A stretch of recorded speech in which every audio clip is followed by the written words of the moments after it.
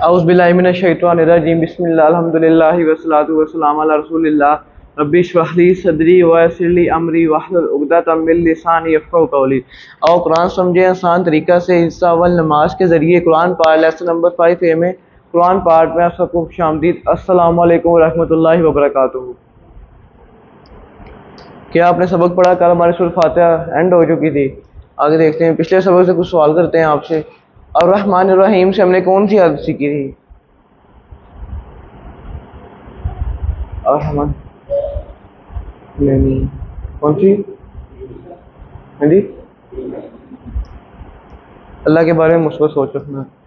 वाहु अल्लाह बताएं, इसका क्या मतलब होगा? पहले बताएं इसके पार्ट कितने हैं इस लफ्ज़ के। वाहु आगे पार्ट कितने हैं?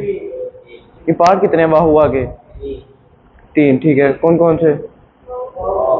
हुआ का इशारा कहाँ पे है? हुआ, और वो अल्लाह है। इहदिना का मायने बताएं। इहदिना, ना का इशारा कहाँ पे है? ना का इशारा, इहदिना हिदायत दे हमें। आगे बिस्मिल्लाह से आज फिर आप कर दें तिलावत इसकी। फातिहा की तिलावत आप करते हैं।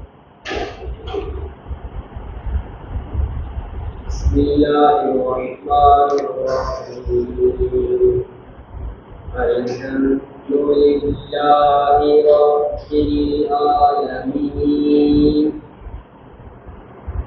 अर्रहमानिर रहीम मालिकि यौमिद्दीन इय्याका नअबुदु व इय्याका नस्तईन इहदिनस सिरातल मुस्तक़ीम सिरातल लज़ीना अनअमता अलैहिम गैरिल मग़दूबि अलैहिम वलद्दॉल्लीन। आमीन। सदक़ल्लाहुल अज़ीम। बिस्मिल्लाहिर्रहमानिर्रहीम को मायने बता दे। बिस्मिल्लाहिर्रहमानिर्रहीम आप बता दें।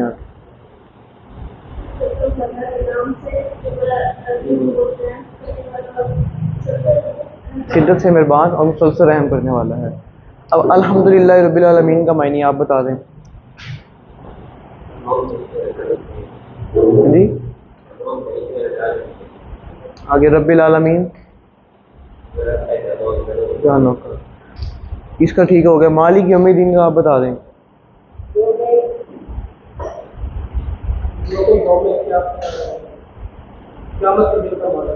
दीन के 2 मतलब पढ़े थे हमने, कौन कौन से थे?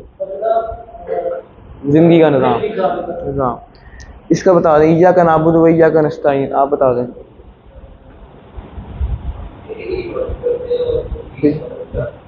ठीक हो गया।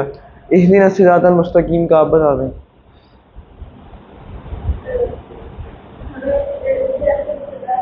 इहदिना का मैंने अभी पढ़ा हमने, क्या है इहदिना का?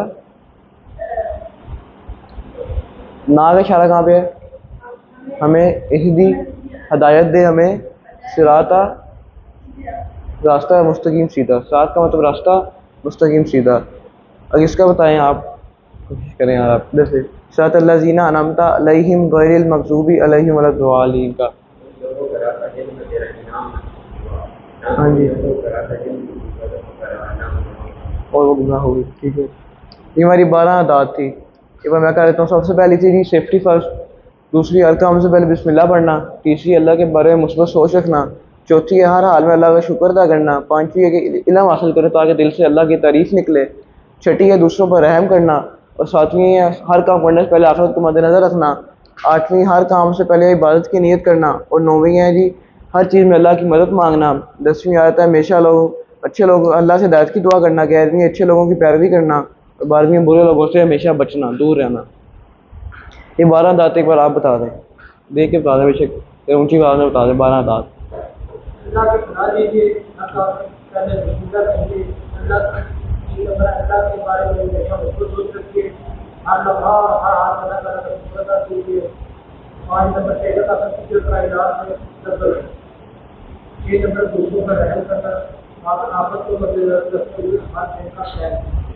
हर काम से पहले बदतमीजी से पुलिस कीजिए, हर चीज़ के अंदर कोई गलत कीजिए, अल्लाह से डरते बात कीजिए, अच्छे लोगों की वैल्यू कीजिए, बुरे लोगों की।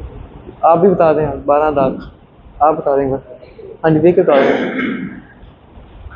कि बना लीजिए खेती बस हाँ जी, काम से पहले बिस्मिल्लाह करना, अल्लाह की तरफ से शुरू करना, ठीक है। बात करना, ये बातें करना था कायनात का जरूर करने के लिए और उसको बयान करना, आखिरत को नजर रखते हुए वो दुनिया के काम करना, हर काम से पहले इबादत की नीयत करना और हर चीज़ से पहले इबादत तलब करना, अल्लाह से हिदायत की दुआ मांगना, हमेशा अच्छे लोगों की पैरवी करना और बुरे लोगों की। ठीक है, आज का सबक देखते हैं। आज के सबक में अज़ान देखेंगे और ग्रामर में कुछ 3 हरूफ हमारे न्यू आए हैं, ली, मिन और अला, और नकाते तनवीर शौक की भी एक बात होगी। इस सबक में आप 13 अल्फाज सीखेंगे जो कुरान में तकरीबन 4000 बार आ चुके हैं। इस सबक के एंड पे हमारी बैटरी 19,000 समझ 19,500 तक पहुंच जाएगी, सिर्फ 5 सबक पढ़ने के बाद। 5 घंटे देने के बाद आप कुरान पर आके 20,000 अल्फाज आप याद कर चुके होंगे। याद भी आपने नहीं किया था, आपको दिमाग में आ चुके होंगे एक टेक्निक के ज़रिए। 7 होमवर्क जो आपको रोज़ बताए जाते हैं, कौन 7 में से कौन कौन सा होमवर्क सब करके आए हुए हैं, मतलब कौन सा मतलब सब 7 होमवर्क आपने किए हैं, सब साथ के साथ किए हुए सब ने, या नहीं कर रहे या छोड़ रहे, कौन सा रह रहा है आपका, बताएं कोई, आप बताएं। साथ कर रहे हैं, सातों के साथ हमारा कर रहे हैं रोज़, या नहीं कर रहे, छोड़ रहे हैं बीच में से कोई। हाँ जी, वर्क बुक खुला रह रहा है आपका, वो कर रहे हैं, बाकी सारे कर रहे हैं, और आप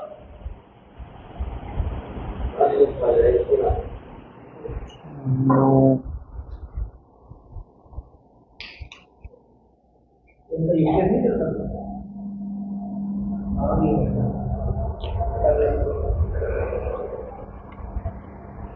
नो सर पावर।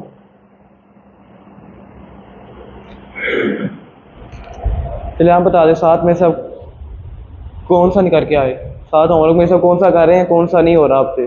7 होमवर्क हम रोज़ दिखाते हैं आपको, कौन सा आपसे हो रहा है, कौन सा आपसे नहीं कर पा रहे। आप प्लान बनाए उसको करने का, कौन सा था वो कर रहे हैं, ठीक है, भी आ देते हैं। 2 पढ़ने के हैं, फिर आगे MP3 सुनने के हैं, वो लिख रहे हैं आप। हाँ जी, आप बता रहे हैं कौन सा आप नहीं कर रहे, नहीं हो रहा आपसे, वो दोस्तों से बात करने वाला नहीं हो रहा। ठीक है, आप भी बता दें कौन सा आपसे नहीं हो रहा।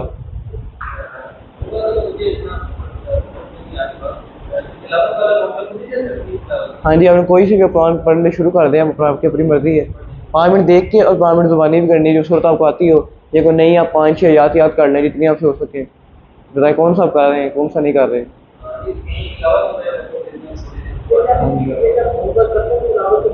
हाँ जी, ठीक है।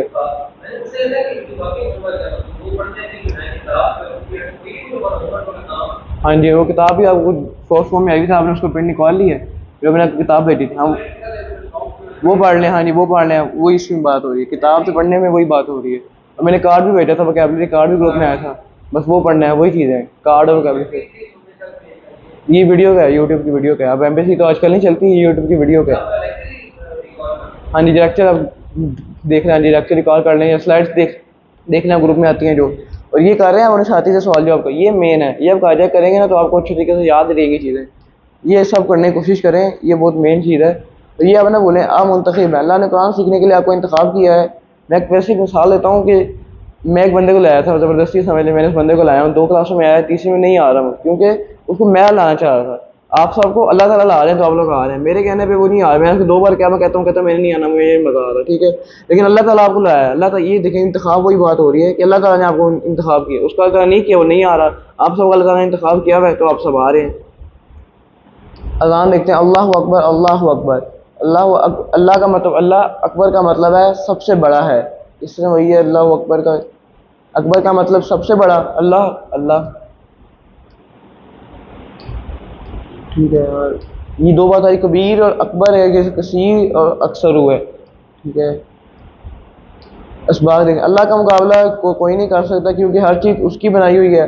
अल्लाह ताला क़ुव्वत, इज़्ज़त, शान शौकत हर सिफ़त में सबसे बड़ा है, ठीक है।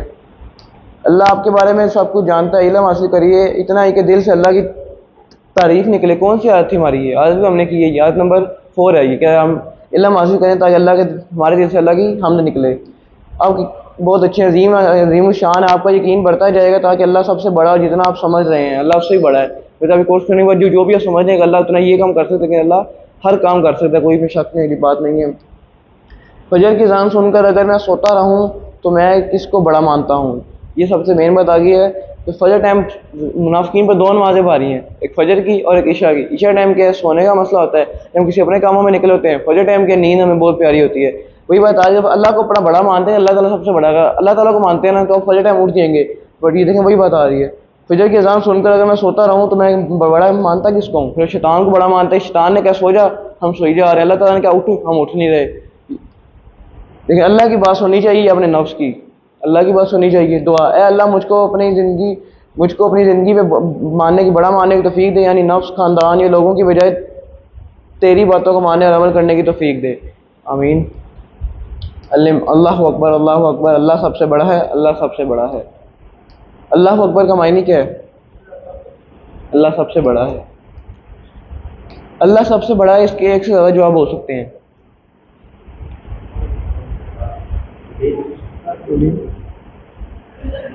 तमाम है, ताकत में, पाकी में, अजमत में, तमाम सिफात में, सब है इसके। हाँ जी, चारों ऑप्शन, क्योंकि अल्लाह हर चीज़ में बड़ा है। चारों ऑप्शन है। अशहदु अल्ला इलाहा इल्लल्लाहु, अशहदु का मतलब होता है मैं गवाही देता हूँ। अन का मतलब होता है कि, अन के भी 4 मतलब होते हैं, वो भी आज की स्लाइड में आगे देख लेंगे। ला का मतलब होता है नहीं, माँ का मतलब ही नहीं होता, लेकिन माँ के 3 मतलब होते हैं, और आगे जाएंगे आपको समझ आ जाएगी कि माँ और ला में फ़र्क क्या है, इनका मतलब कैसे ला होता है कैसे नहीं होता है। इला का मतलब ये पहले कलमे में भी आता है हमारा। इला का मतलब है कोई नहीं, कोई मबूद। इल्ला, ला और इल्ला में फ़र्क है। ला का मतलब है नहीं, इल्ला का मतलब है सिवाय। इल्ला का मतलब अल्लाह, अल्लाह के। ये देखते हैं, अशहदु अल्ला इलाहा इल्लल्लाहु, मैं गवाही देता हूँ कि नहीं है कोई मबूद सिवाय अल्लाह के। तो वर्ड टू वर्ड देख लेते हैं। अशहदु का मतलब है मैं गवाही देता हूँ, ये कुरान में सिर्फ एक ही बार आया हुआ है। ये सब आगे देख लेंगे आप इसको। अन का मतलब है कि,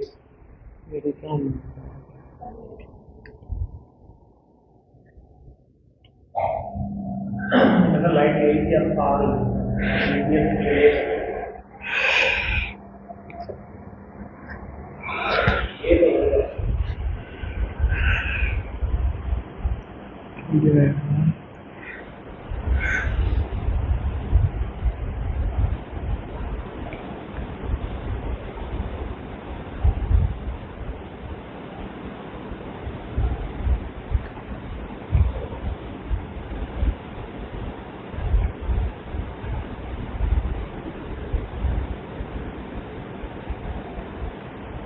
अन का मतलब है कि, और इसे भी एक अन याद करने से आपको कुरान पाक के 571 अल्फाज आप खुद ही याद हो जाएंगे। कुरान, क्योंकि अन कुरान पाक में 571 बार आया हुआ है कुरान पाक के अंदर। माँ का मतलब ही नहीं होता है, पहले बताया है। और ला का मतलब ही नहीं होता है, 4 होते हैं। लम का मतलब होता है नहीं, मतलब, और लन का मतलब होता है हरगिज़ नहीं। ये 4 है, आप याद कर लें। माँ का मतलब भी नहीं है, माँ के 3 मतलब है, नहीं, क्या और जो। और ला का मतलब भी नहीं है, लम का मतलब भी नहीं है, और लन आता है ये फ्यूचर में आ जाएगा, और जो लम है ये पास्ट में आता है। ये लन फ्यूचर में आ जाए, इसका मतलब है हरगिज़ नहीं। लिख लें, लिखना चाहते हैं।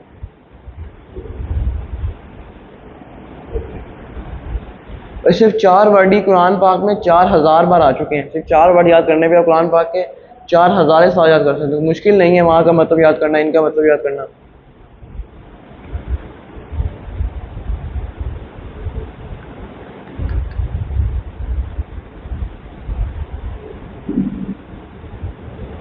चले लिखिए।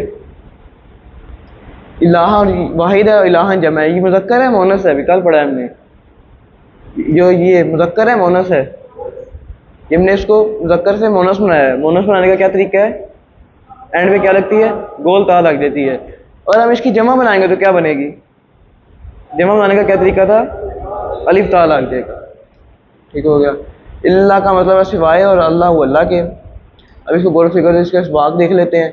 अल्लाह के 3 अहम मानी है। जिसकी पूजा की जाती है, वो ज़रूरतों को पूरा करता है, जिसका हुक्म माना जाए, अताअत की जाए। इन तीनों में मायने अल्लाह के सिवा कोई इलाह नहीं।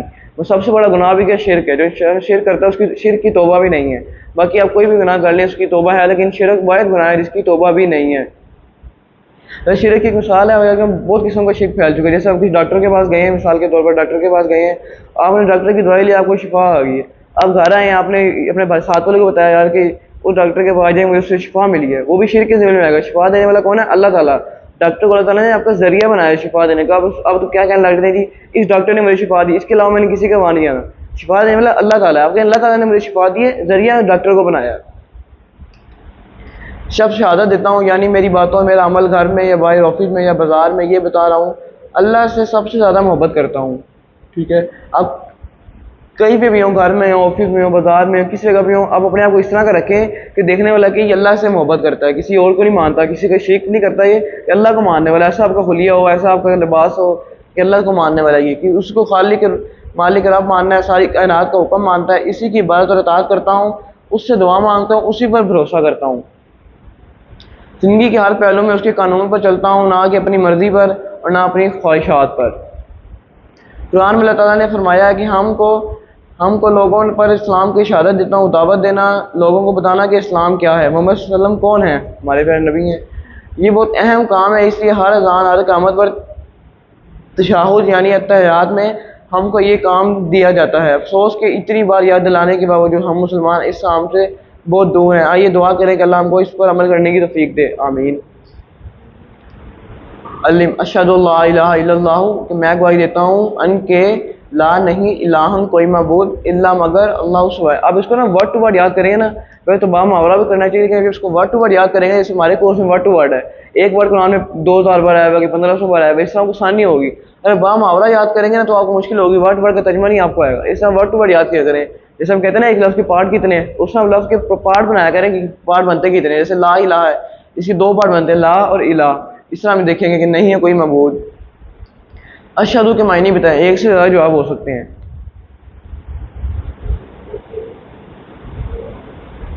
अभी आप एक देख के बताएं, ए और बी। मैं गवाही देता हूँ, ये दूंगा वाला भी आपको आगे पता चल जाएगा 9th लेसन के बाद। इलाहा का मायने बताएं, एक से ज़्यादा जवाब हो सकते हैं। ए, बी और सी, ठीक हो गया। इल्लल्लाहु का मायने बताएं। इल्ला का मतलब क्या था? इल्ला का मतलब क्या था? स्वाय, इल्ला स्वाय, अल्लाह अल्लाह के, सी। गवाही देता हूँ का मतलब क्या है? एक से ज़्यादा जवाब हो सकते हैं। जो लिखा हुआ है शुहदा, ये वाहिदा की जमा है, सॉरी मुज़क्कर है कि मोनस है? शुहदा लिखा हुआ है, आपको कैसे पता चला मोनस है? गोल ता लगा हुआ है। अगर इसकी जमा करेंगे तो ठीक है, शुहदा तो हो जाएगा, अलिफ ता लग जाएगा एंड पे। आप बताएं इसका मायने क्या है? एक से ज़्यादा जवाब हो सकते हैं इसके।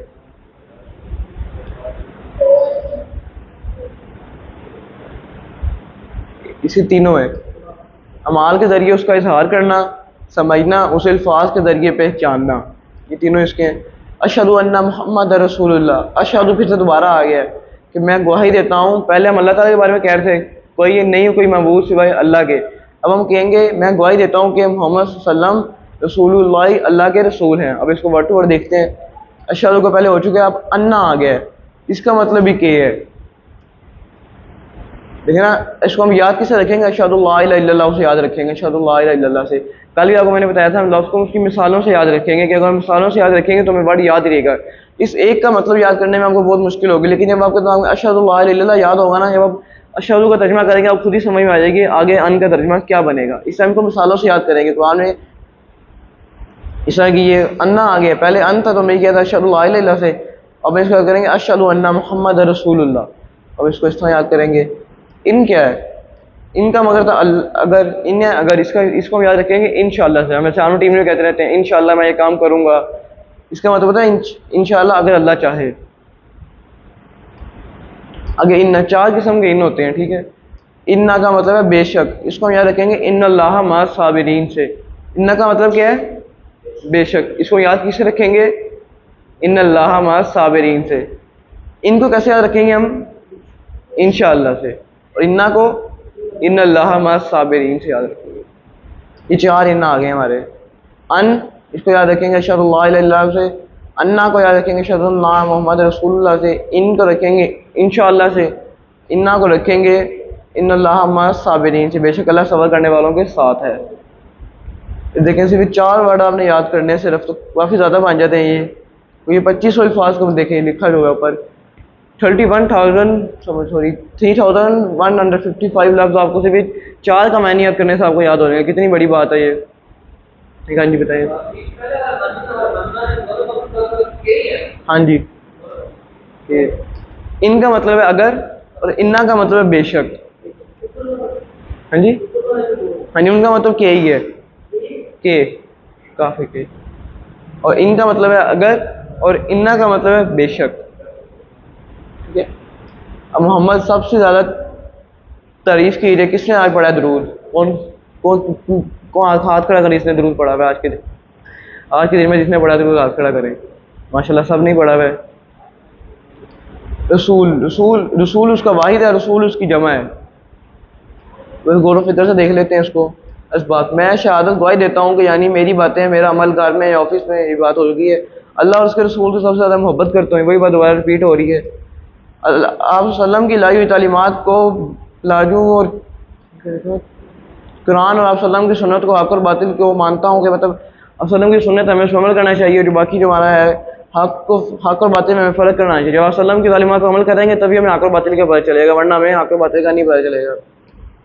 आप सल्लम की ताक़त के लिए मुझे दूसरी कोई लेने की ज़रूरत नहीं है, कोई और चीज़ लेने की ज़रूरत नहीं है। जो आप सल्लम ने पसंद किया है वही मुझे पसंद है, मुझे और दूसरे की बात मानने की बिल्कुल ज़रूरत नहीं है।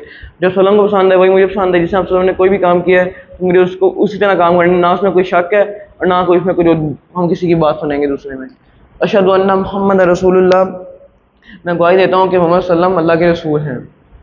हुआ रसूलुल्लाह, हुआ का मतलब क्या था? वो रसूल रसूल है अल्लाह के, इसका मायने क्या होगा? वो अल्लाह के रसूल हैं। अब आगे हैया अलस्सलाह हैया अल फलाह, हैया का मतलब है आओ। अल्लाह हमने पहले ही पढ़ चुके हैं, अलैहि अलैहिम अलैका अभी कल पढ़ा हमने ये। अल्लाह का मतलब है पर, हैया का मतलब है आओ। ठीक है। अभी सलात देखिए मुज़क्कर है मोनस है? मोनस है, गोल ता लग रही है। सलात का मतलब है नमाज की तरफ, इसकी जमा लिखी हुई अलिफ ता लगा के उसकी जमा लिखी हुई यहाँ पे। हाँ ये दोबारा से वही आ गया। अल फलाह मतलब कामयाबी की तरफ, नमाज पढ़ेंगे तो कामयाबी है। कहते हैं namaz is the key to success, नमाज है तो हम कामयाब है, वरना हम कामयाब बिल्कुल भी नहीं है। लिख लें इसने, लिख लें इसके मायने, फिर आगे चलते हैं।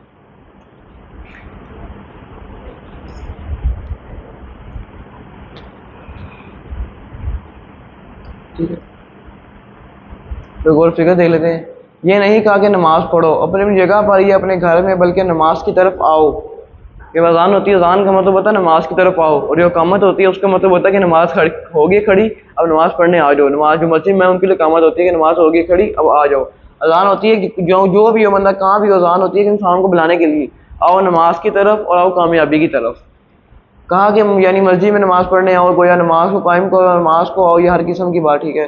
दिल और दिमाग को फ़ायदे, नमाज कामिल जिक्र है, इसके जिक्र से सुकून मिलेगा। वही बात है, अगर सुकून आपको मिलेगा कैसे? अब हम सब नमाज पढ़ते हैं, हमें सुकून क्यों नहीं मिलता? नमाज के बाबा बुराइयाँ क्यों कहते हैं? कि हमें उसका मतलब नहीं पता, हमें ये नहीं पता कि अल्लाह ताला हमसे क्या कह रहे हैं। कि हम इस कोर्स को करेंगे, वैसे हम नमाज का मायने याद करें उसको अगर अच्छे तरीके से मायने ज़हन में बैठा होगा, हमें पता होगा कि अल्लाह ताला हमसे क्या कह रहे हैं और हम अल्लाह ताला से आगे से क्या दुआ कर रहे हैं। अल्लाह ताला क्या कह रहे हैं, मैं मेरे बंदे को जो मुझसे मांगेगा मैं उसे दे दूंगा। क्योंकि कल हमने पढ़ा है। जिस्मानी फ़ायदे भी होते हैं, वज़ू के ज़रिए सफाई होती है, नमाज के लिए आना जाना, उठना बैठना, सजदा करना, ये भी एक्सरसाइज ही है।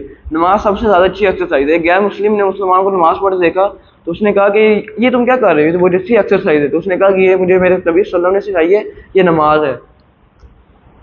वक्त की पाबंदी की आदत बनेगी, मसलन सही वक्त पर सोना उठना, नमाज के हिसाब से अपने कामों का प्लान बनाना। वही हम कहते हैं ना भाई, डायग्राम में भी आता है कि आप प्लान बनाएं, पहले एहतिसाब करें, फिर अपना प्लान बनाएं कि मैं नमाज क्यों छोड़ रहा हूँ, क्या वजह है मेरी नमाज छोड़ने की। और ये बात है कि नमाज वक्त का पाबंद भी बना देती है। जब हम रात को जल्दी सोएंगे तो ही फजर टाइम उठ पाएंगे, रात को 12 बजे सोएंगे सुबह फजर टाइम नहीं उठ सकते। एक दिन उठेंगे, 2 दिन उठेंगे, फिर नहीं उठ पाएंगे, बिल्कुल भी नहीं उठ सकते। नमाज आपको वक्त का पाबंद बना देगी। इस वक्त मेरी नमाज होनी है, इस वक्त मैंने मस्जिद के अंदर जाना ही जाना है, जब वक्त की पाबंदी आएगी इस्लाम के अंदर। इज्तिमाई फ़ायदे होंगे, मसलन रोज़ाना पड़ोसियों से मुलाकात होगी, उनकी खुशी गमी की खबर मिलती रहेगी, और वक्त की ज़रूरत में हम उनकी मदद भी कर सकते हैं, हमारी मदद भी कर सकते हैं। ताल्लुकात मजबूत होंगे, माशरा बेहतर बनेगा वगैरह। सबसे अहम फ़ायदा आखिरत में हमेशा हमेशा के लिए फ़लाह नसीब होगी कि आखिरत में हमें अलग अलग जाल जन्नत में दे देंगे। ये फ़लाह की बात इसलिए कि भी इंसान नमाज को क्यों आता है, ये समझ कर कि मेरे फ़लाह का काम रुक जाएगा। हम नमाज ये समझेगा कि हम नमाज नहीं पढ़ेंगे तो हम कामयाब नहीं हैं। दुनिया में कामयाब होने के लिए क्या करते हैं? 12 साल स्कूल देते हैं, फिर आगे यूनिवर्सिटी फिर कॉलेज बहुत कुछ करते हैं, इसलिए कि मैं कामयाब हो जाऊँ, कि मैं कुछ कामयाबी हासिल कर लूँ। वही बात, अगर हम चाहते हैं कि हम कामयाब हों दुनिया में भी और आखिरत में भी, तो हमें क्या करना है उसके लिए? नमाज़ पढ़नी है, नमाज़ पढ़नी, समझ के नमाज़ पढ़नी अच्छे तरीके से, ठहर ठहर के, कि हमें उसकी समझ भी आए। अब इसको देख लेते हैं, ये कहीं यहाँ उक्तुबु भी लिखा आता है, जैसे अलीम आता है, इसका मतलब है सिखाइए, यानी लिखा है उक्तुबु, इसका क्या मतलब है? लिखिए। अब इसका मायने लिख लें, इसमें लिखना बस हमने लिख लिया होगा। हैया अल फलाह, हैया अल सलाह का पैगाम क्या है? ए बी सी या डी? सी, ठीक है, मस्जिद में नमाज अदा करना। अल फलाह के मायने बताइए। बी, ठीक है। अल्लाह अकबर ही पहले हो चुका है। ला इलाहा इल्लल्लाह ये भी पहले हो चुका है। आखिर में वही कलमात हैं जिससे अज़ान शुरू हुई थी, मगर यहाँ गोया उस बात का ऐलान है कि उसकी बड़ाई को मानते हुए आ जाओ। अगर ना मानो तो अल्लाह अपनी जगह बड़ा है, और अल्लाह को कोई फ़र्क नहीं पड़ता नमाज़ पढ़ने आए या ना आए। अल्लाह ताला कहता है तुम्हारी मर्ज़ी, आना है आओगे तो कामयाबी है, नहीं आओगे जैसे चाह रही तुम्हारी ज़िंदगी वैसे चलती रहेगी, कुछ शुरू में अच्छा नहीं मिलेगा उसमें। अपने दिल में अल्लाह की शान बढ़ाने का बेहतरीन तरीका है, एक्सरसाइज जो आप हो सकते हैं, बताएं। जिक्र करना, अल्लाह की मखलूक़ात पर गौर करना, अल्लाह की सिफ़ात पर गौर करना, समझ कर जिक्र करना, सारे हैं इसके, सारे हैं ए बी सी डी। देखें ना क्या बात हो रही है। अपने दिल में अल्लाह की शान बढ़ाने का बेहतरीन तरीका, जब अल्लाह की शान इससे बड़ी, अल्लाह ताला की गौर करेंगे, अल्लाह ताला की मखलूक़ात पर गौर करेंगे, अल्लाह आसमान पर गौर करेंगे, सूरज पर गौर करेंगे कि कितने साल से वो एक ही जगह पर खड़े हैं, किस वजह से? अल्लाह ताला के हुक्म की वजह से। कहिए ला इलाहा इल्लल्लाह, मौत को याद रखिए, जिसका आखिरी कलमा ला इलाहा होगा वो सीधा जन्नत में दाखिल होगा। सच्ची कहानी का आगे वो देखते हैं, कहानी क्या सच्ची। एक एमरजेंसी डॉक्टर को जो अरब ममालिक में सर्विस दे रहा था, उसने अपनी 10-12 साल की सर्विस में बताया कि मैंने सिर्फ चंद लोगों को देखा है, सिर्फ 1 या 2 लोगों को देखा है जो कलमा पढ़ते हुए मरे। वो कहाँ सर्विस कर रहा है? अरब में। अरब में देखे, अरब में सर्विस कर रहा है, उसने 10 से 12 लोगों को देखा है जिन्हें कलमा पढ़ा है। एक लड़की जो हादसे का शिकार हो गई, जब उसको ला इलाहा की कहा गया कि पढ़ो तो उसने जवाब नहीं दिया। कुछ देर बाद उसने हल्की आवाज़ में गाना गुनगुनाना शुरू कर दिया। देखिए जो हम काम सारी ज़िंदगी करते रहेंगे ना, गाने सुन लिए कर लिए, कलमा नहीं पढ़ेंगे सारी ज़िंदगी में, ज़ुबान पे अल्लाह का जिक्र नहीं रहेगा, तो मरते वक्त भी अल्लाह का जिक्र नहीं है। ऐसे नहीं कि बस सारे ज़िंदगी बुरे काम करते हैं, आखिर में कहीं मैं कलमा पढ़ के जन्नत में चला जाऊँगा, ऐसा बिल्कुल नहीं होगा। जो सारी ज़िंदगी अच्छे काम करता रहेगा उसको एंड पे कलमा नसीब होगा। इसी ज़ुबान पे गाने होंगे और चीज़ें होंगी, उसको मौत के बाद भी गाने आएंगे। जैसे ये सच्चा वाक़या, ये कोई कहानी नहीं है, ये सच्ची बात बताई जा रही है आपको कि जब उसको कहा गया पढ़ो कलमा, तो वो गुनगुनाना शुरू कर दिया उसने, कि उसको सारी ज़िंदगी वो गाने करती रही है। अगर अल्लाह का जिक्र ज़ुबान पर होगा तो मरते वक्त भी कलमा नसीब होगा, वरना नहीं नसीब होगा। हम ब्रेक लेते हैं ग्रामर पार्ट की।